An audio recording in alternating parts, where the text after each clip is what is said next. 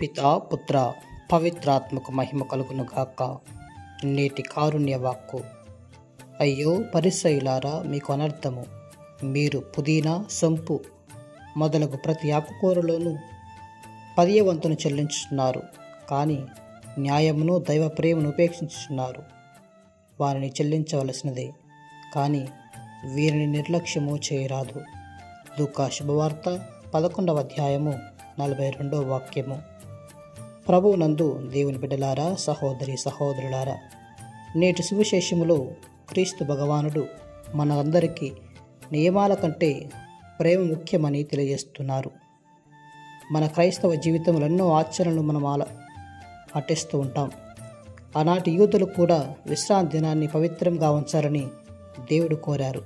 కానీ వారు దేవుడిచ్చిన ఆజ్ఞకు అనేక చిన్న చిన్న నియమాలు కలిపి వాటిని అమంగళపరుచున్నారు, అపవిత్రపరుచున్నారు. అందుకే ఈనాడు క్రీస్తు ప్రభు సువిశేషంలో వారిని ఖండిస్తూ ఉన్నారు.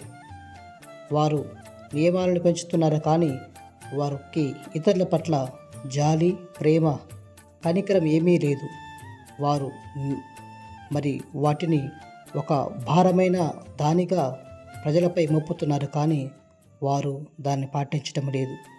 కాబట్టి ప్రియ దేవుని బిడ్డలారా, మనము మన దైనందిన జీవితంలో బాహ్యపరమైనటువంటి కార్యాల కంటే ఆంతరికమైన కార్యాల మీద ఎక్కువగా శ్రద్ధ నిలుపుతూ దేవునికి ప్రియబిడ్డలంగా జీవించడానికి ప్రయత్నిస్తూ ఉండాలి.